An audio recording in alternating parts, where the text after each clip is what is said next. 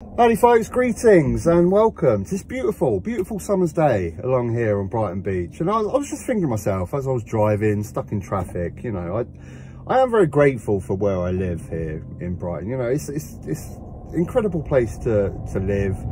You know, I'm just looking over at the beach now, just people enjoying themselves, having a couple of cheap cans in the summertime and the sunshine. It's lovely, it's beautiful, it's so nice, and it's a great place to live. But the majority of Britain is not like this, and this is what I struggle with sometimes. You know, we have to bear in mind that where I live, you know, I'm very grateful for where I live, but this doesn't represent Britain as a whole.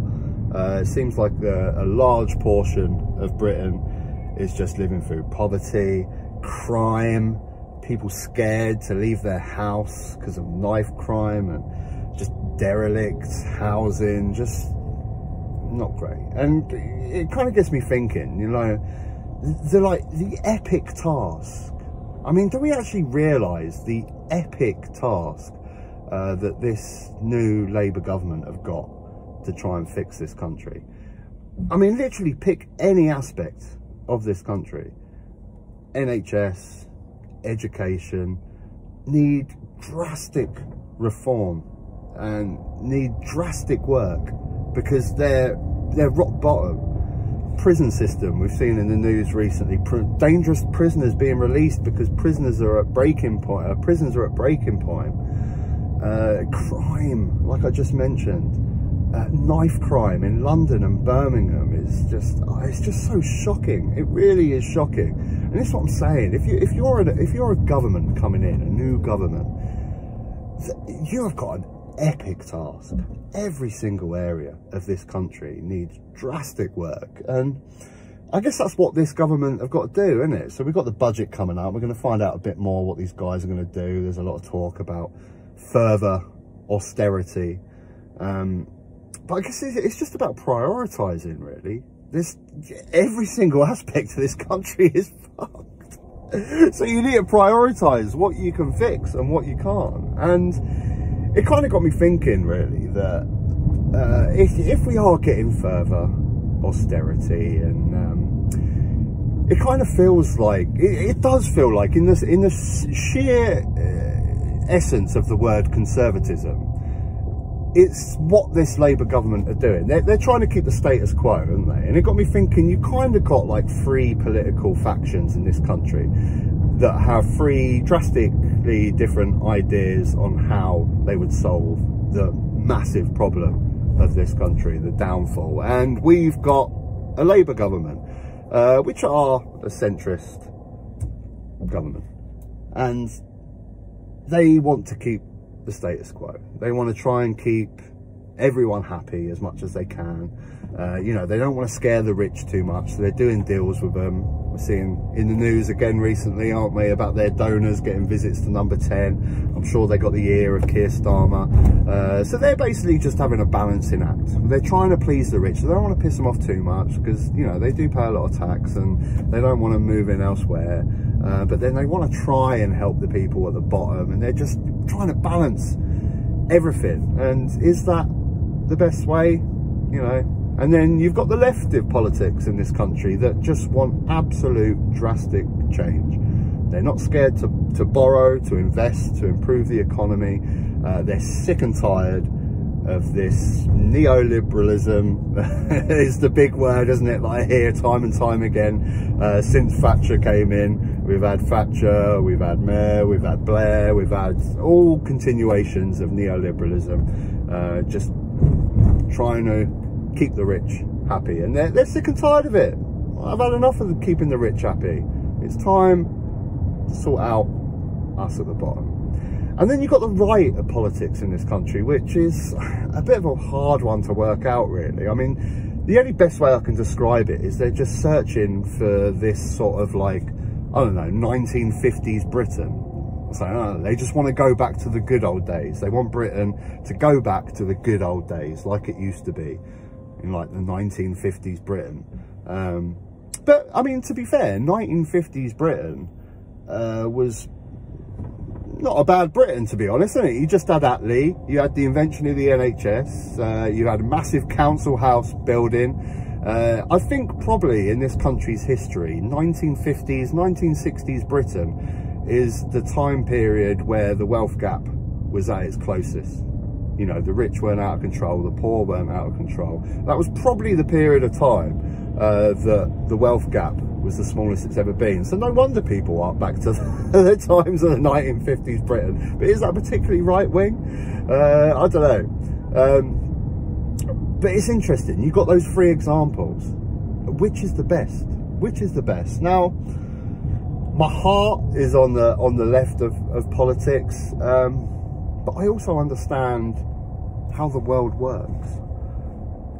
You know, I think the best governments, the best way to run countries is just when you've got that balance right, and you just, you know, the strong will always rise, won't they? I mean, I think it's hard to just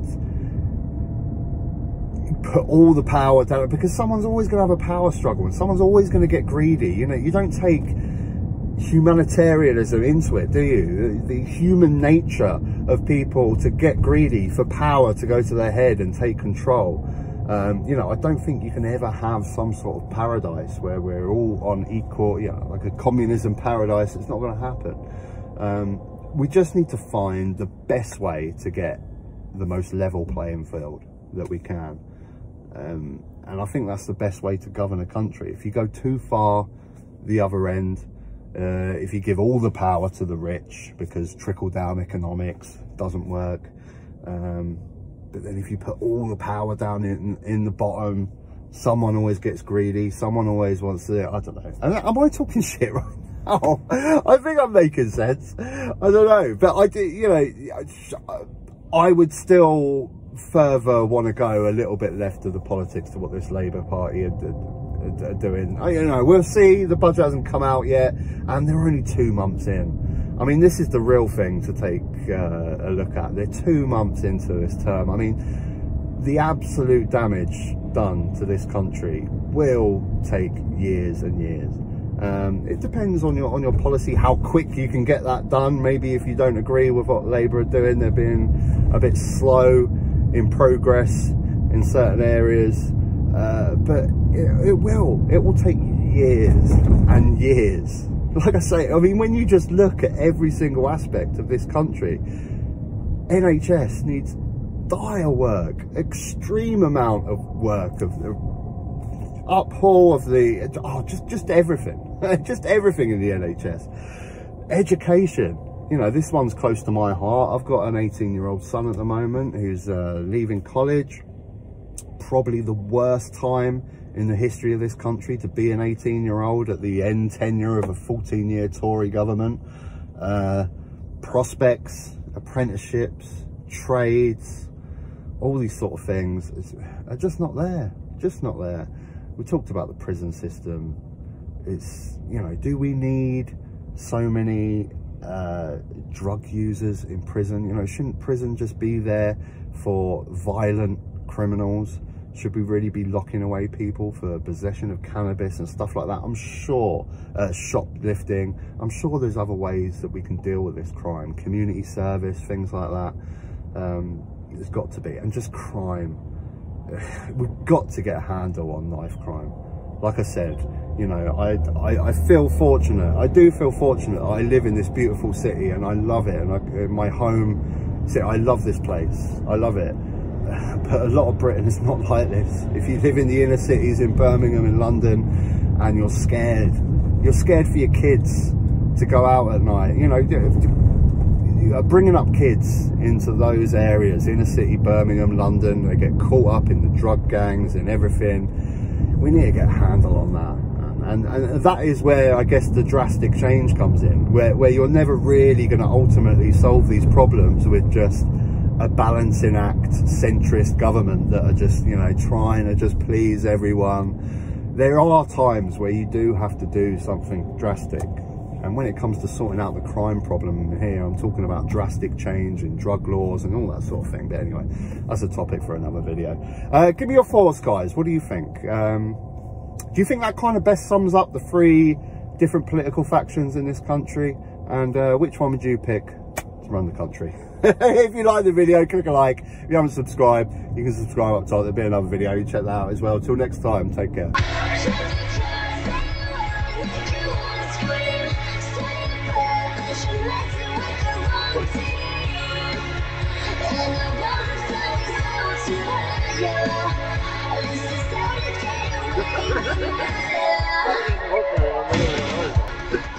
Oh man, just walking, just completely oblivious, you know, the world around you just does not impact your life at all.